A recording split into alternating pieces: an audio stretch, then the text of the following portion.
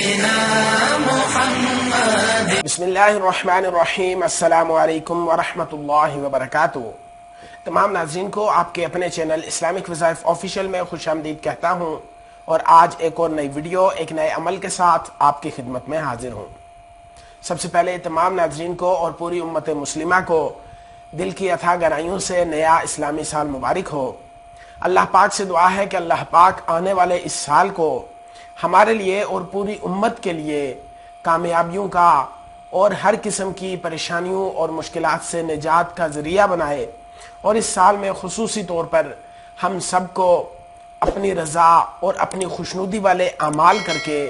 دونوں جہانوں میں کامیاب ہونے کی توفیق عطا فرمائے۔ اس کے ساتھ اللہ رب العزت سے دعا ہے کہ اللہ پاک ہمارے تمام تر گناہوں کو معاف فرمائے، جو ہماری پچھلی زندگی گزر چکی ہے اس میں جو بھی اللہ رب العزت کی نافرمانیاں اور جو بھی سیئات ہم سے صادر ہوئیں، اللہ رب العزت انہیں معاف فرما کر ہمیں ہر قسم کی جو ہے نیکی کرنے کی خصوصی طور پر توفیق عطا فرمائے، آمین۔ ناظرین، آج کی ہماری ویڈیو ماہ مبارک ماہ محرم کے حوالے سے ہے، اور یہ عمل ایسا عمل ہے کہ جس کے کرنے کی برکت سے اللہ رب العزت آپ پر رزق کے دروازوں کو کھول دیں گے۔ اگر آپ رزق کے مسائل سے دوچار ہیں اور آپ کو رزق کم ہونے کی وجہ سے یا رزق میں برکت نہ ہونے کی وجہ سے پریشانی اور مشکل کا سامنا ہے، تو آپ اس ماہ مبارک میں خصوصی طور پر اور اس کے علاوہ پوری زندگی میں اس عمل کو کرنے والے بن جائیں۔ انشاءاللہ اللہ رب العزت آپ پر اپنا خاص کرم فرمائیں گے اور آپ کی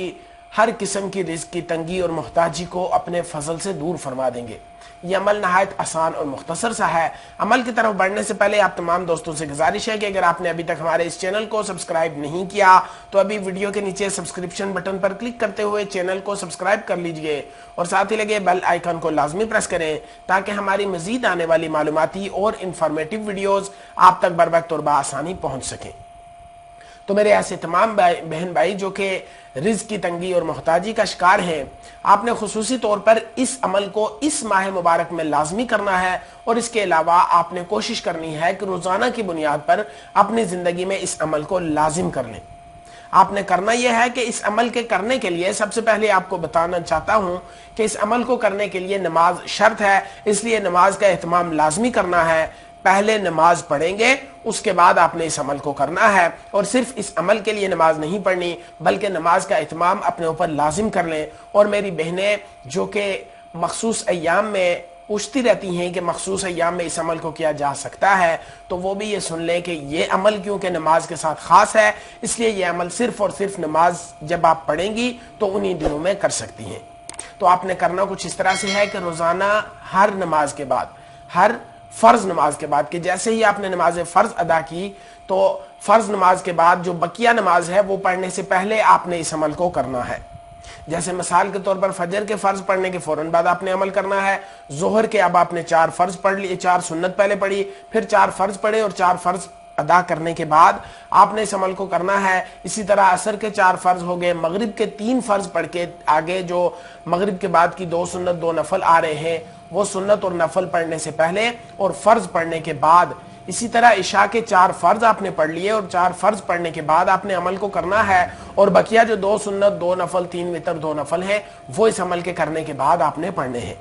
اب آپ کو عمل بتا دوں، آپ نے کرنا یہ ہے کہ سب سے پہلے آپ نے فرض نماز پڑھ لی، اس کے بعد آپ نے وہیں جائے نماز پر بیٹھ کر بنا اپنی جگہ سے اٹھے، بنا کسی سے بات کیے،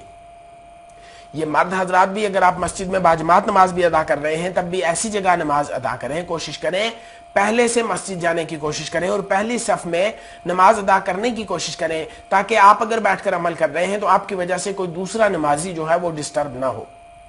تو آپ نے نماز ادا کر لی، اور اسی طرح میری بہنیں آپ نے بھی کسی ایسے مخصوص کمرے کا انتخاب کرنا ہے کہ جہاں پر دوران عمل آپ کو آسانی کے ساتھ عمل آپ کر سکیں، اور دوران عمل آپ کو کسی قسم کی کوئی گھر کی طرف سے، بچوں کی طرف سے ڈسٹربنس نہ ہو۔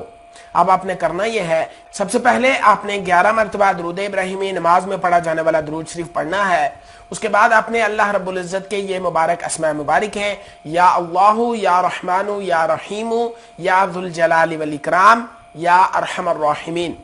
یا اللہ، یا رحمان، یا رحیم، یا ذو الجلال والاکرام، یا ارحم الراحمین،